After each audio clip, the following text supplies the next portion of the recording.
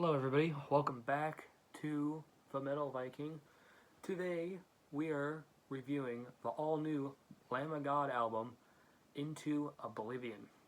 Now Lamb of God is a very popular band that started in the mid-2000s to early 2000s.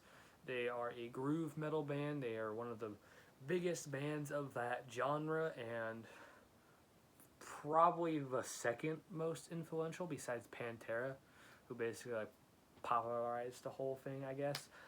Oh my god, I'm just gonna say it. They've been pretty consistent with their discography. I don't see any like huge blunders. There's no Saint Angers. There's no Super Colliders in there. Um, they they've all around have never had that bad of an album ever. So I went into this not really like expecting, it to be bad, but I did go in with caution because, whenever a band releases an album, I'm always like, maybe this one will be the one where they mess up on. And well, I was wrong. This album is sick. This is great shit right here. I guess we'll just start it off. This album is filled with tight riffs and grooves that are just great. Like about 40 seconds into the album, you get that riff on the title track, Into Oblivion, which is like honestly might be one of the best riffs in the band's whole discography. I love that song. I love that riff. Then you get like songs like Sepsis and El Vaco.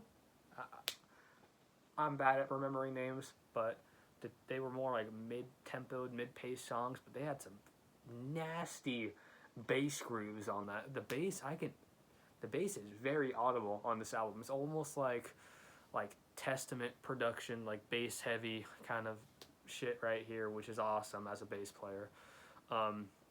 You got some other great riffs in like Blunt Force Blues, and the ending track has a pretty nasty riff to it. Randy on vocals, he sounds great. He sounds just as good here as he's always sound. One of the most consistent vocalists in groove metal, and he's been doing it for a long time, and he's still pretty freaking good.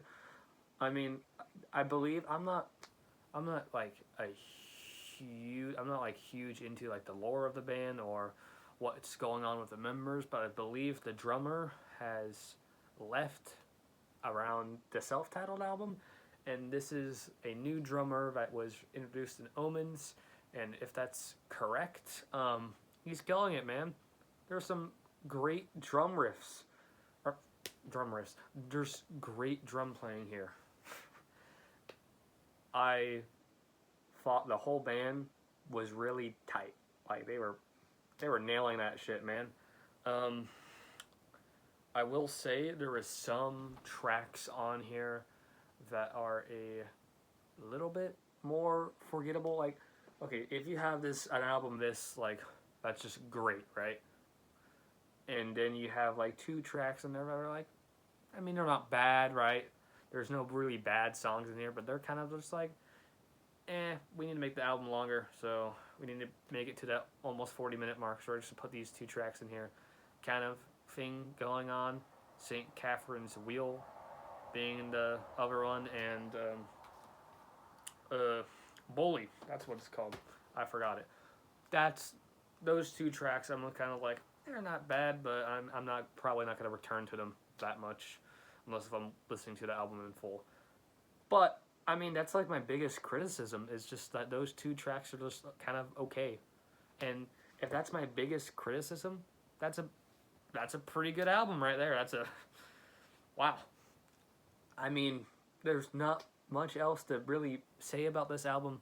It's a great, maybe it's not as good as Ashes of the Wake or The Sacrament, right? It's not their best album. But it's better than Omens or the self-titled album. This might be a short video, but honestly, I don't think I have much else to say about this album.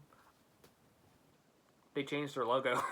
I think that's stupid. I think it looks way worse than their old logo, but I mean, who cares, right?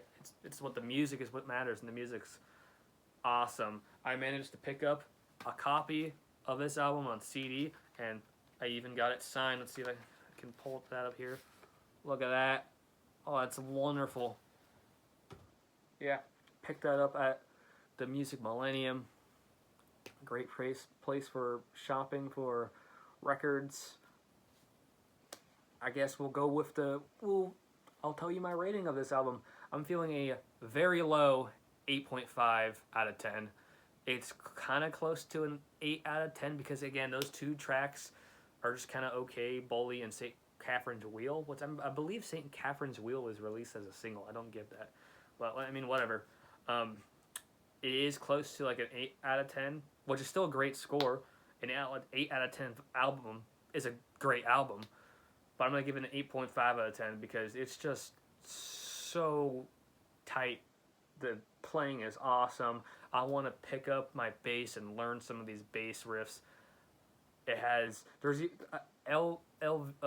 Vino or whatever it's called. It's in the middle of the album. It's almost like a grunge kind of song, which I really thought that was like unique. They tried more stuff on this album than they did on Omens or the self-titled album, and I just thought it was a great album.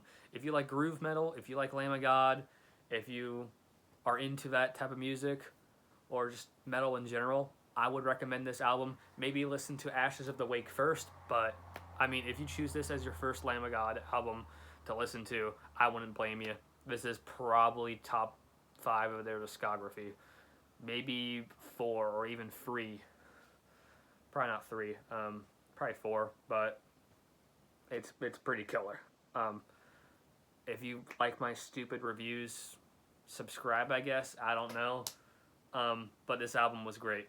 So, check it out.